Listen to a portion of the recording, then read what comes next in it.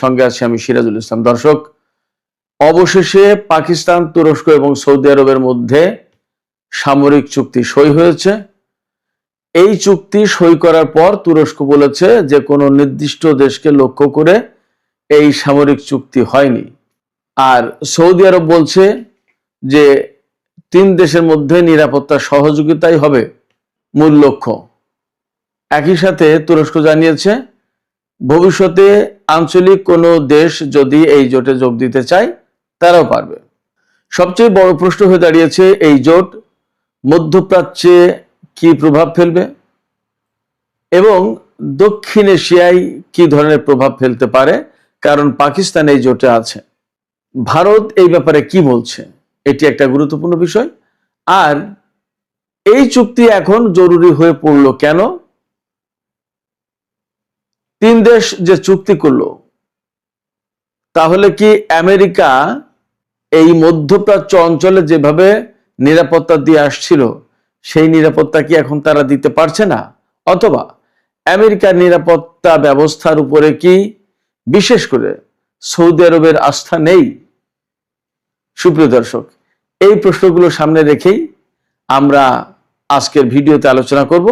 আশা করি শেষ পর্যন্ত আপনারা সবাই সঙ্গে থাকবেন, আর ভিডিও ভালো লাগলে লাইক, কমেন্ট, শেয়ার করবেন এবং চ্যানেলটি সাবস্ক্রাইব করে সাথেই থাকবেন। দর্শক, চলুন বিস্তারিত আলোচনায় যাই। বিস্তারিত আলোচনার শুরুতে কি একটা তথ্য দিয়ে দিই আপনাদেরকে। সেটি হচ্ছে যে চুক্তি হলো, এই 3 দেশের আসলে সামরিক সক্ষমতা কত, তারা যে চুক্তি করলো, তারা চুক্তি করে কতদূর কি করতে পারবে। এই চুক্তির খুব গুরুত্বপূর্ণ একটা ক্লজ আছে, কথা আছে, একদম ঠিক নেটো জোটের যে আর্টিকেল 5, নেটো জোটের আর্টিকেল 5-এ বলা হয়েছে যদি এই জোটভুক্ত দেশের কোনো একটি দেশ আক্রান্ত হয় বা কোনো একটি দেশ হামলার শিকার হয়, তাহলে জোটের যত সদস্য তারা প্রত্যেকে মনে করবে যে আমাদের উপর হামলা হয়েছে এবং সবাই একসাথে আক্রমণকারী বা হামলাকারী দেশের বিরুদ্ধে যুদ্ধ করবে। এই যে সৌদি আরব, পাকিস্তান এবং তুরস্কের মধ্যে যে চুক্তি হলো, এই চুক্তির একটা ক্লজ আছে ঠিক একই রকমের, যে একটি দেশ আক্রান্ত হলে বাকি 2 দেশও মনে করবে যে তারাও আক্রান্ত হয়েছে, হামলা শিকার হয়েছে, তারা যুদ্ধ করবে। তাহলে মধ্যপ্রাচ্যের যে চলমান পরিস্থিতি, এই ব্যাপারে এই জোট কি করবে এবং কি হবে জোটের ভূমিকা, সেটা কিন্তু একটা বড় প্রশ্ন। তো যে কথা বলছিলাম আমি শুরুতে, এই জোটের সামগ্রিক শক্তি, 3 দেশ যে মিলল, তাতে শক্তির মাত্রাটা কি হলো, সেই শক্তির একটা ফিরিস্তি আমি আপনাদেরকে দিই, তালিকা দিই, তারপরে বাকি আলোচনায় যায়। সর্বপ্রথম কথা হচ্ছে এই জোটের অন্যতম প্রধান সদস্য দেশ তুরস্ক।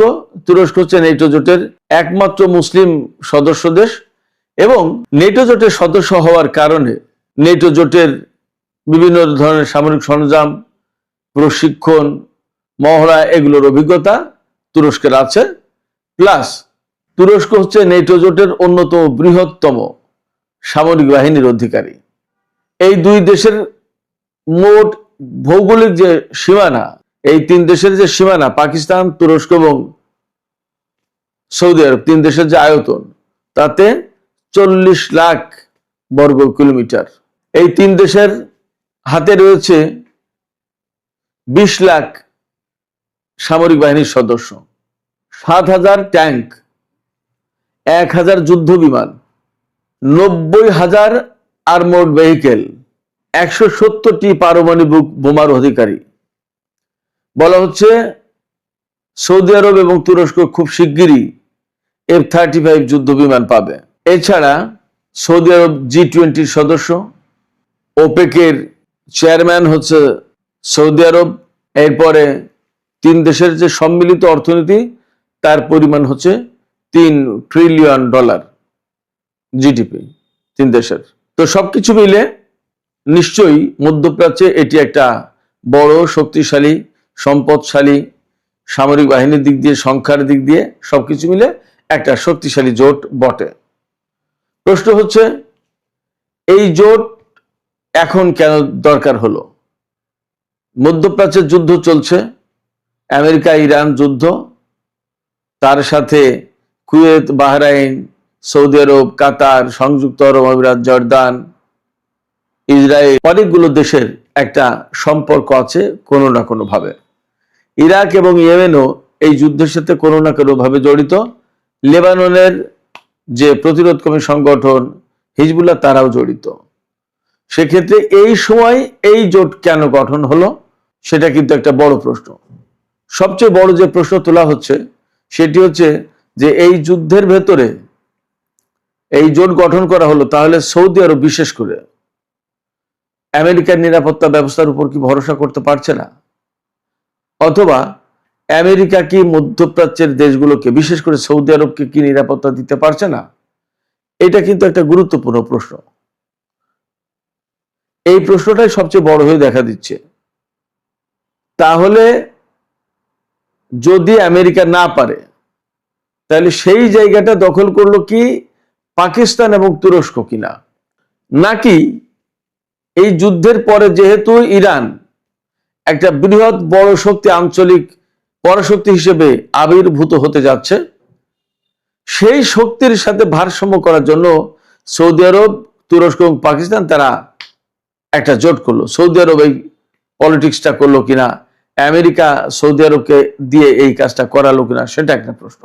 একই সাথে প্রশ্ন হচ্ছে যে এই সময় সৌদি আরবের সাথে ইয়েমেনের কিন্তু একটা সংঘর্ষ চলছে। গত 12 বছর ধরে এই সংঘাত চলে আসছে। এখন সাম্প্রতিক দিনে কিন্তু ইয়েমেনের সাথে সৌদি আরবের সরাসরি যুদ্ধ হচ্ছে মাঝে মাঝে।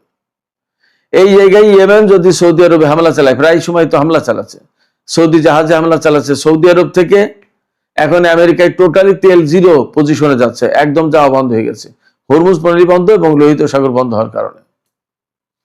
তাহলে পরিস্থিতিটা কি দাঁড়ালো? সৌদি আরবের সাথে যখন ইয়েমেনের যুদ্ধ চলছে, তাহলে কি তুরস্ক এবং পাকিস্তান ইয়েমেনের বিরুদ্ধে যুদ্ধে জড়িয়ে যাবে? কি দাঁড়াবে পরিস্থিতি? এটা কিন্তু একটা বড় প্রশ্ন।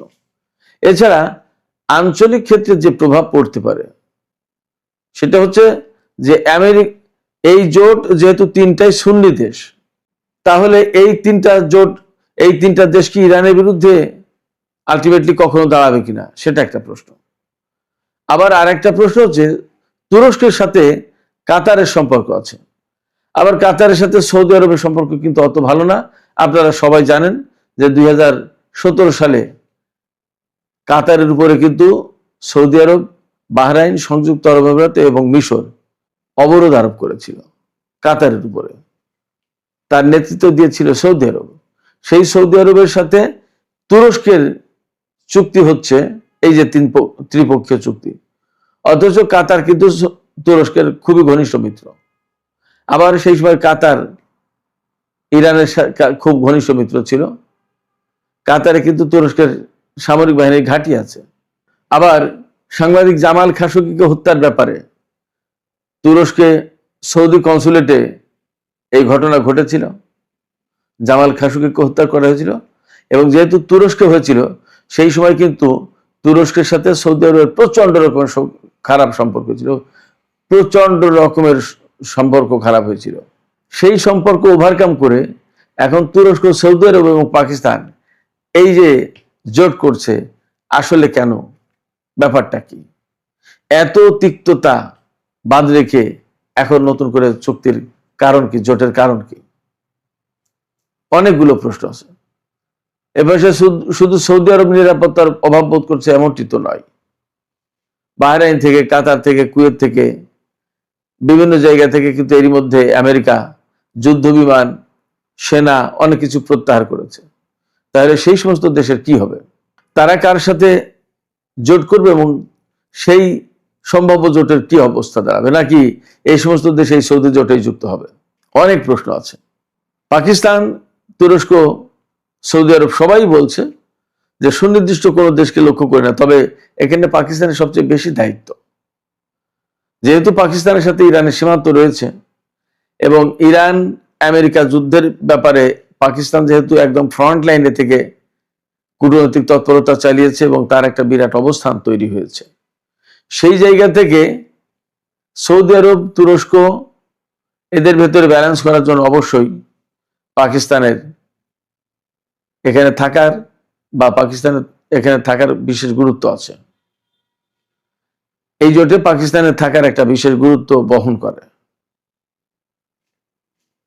এপাশে সোমালিয়াকে কেন্দ্র করে পাকিস্তান এবং তুরস্কের অবস্থান আছে। তাহলে সামগ্রিকভাবে মধ্যপ্রাচ্যে এটি কি ইসরায়েলের বিরুদ্ধে কোনো জোট হলো, নাকি ভারতের বিরুদ্ধেও জোট হলো, নাকি ইরানের বিরুদ্ধে জোট হলো, নাকি আসলে কি হবে? এটা কিন্তু অনেক প্রশ্ন।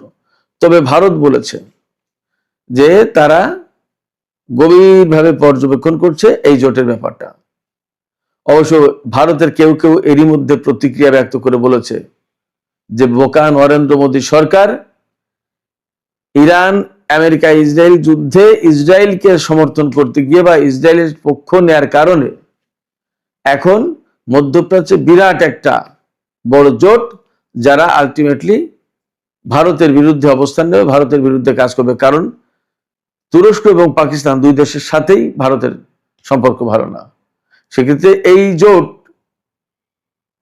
এমন একটা জোট তৈরি হলো, যদি ভারত পাকিস্তানের সাথে যুদ্ধ লাগে তাহলে কিন্তু আলটিমেটলি সৌদি আরব এবং তুরস্ক সেখানে ছুটে আসবে, দৌড়ে আসবে, তারা জড়িয়ে যাবে চুক্তি অনুযায়ী।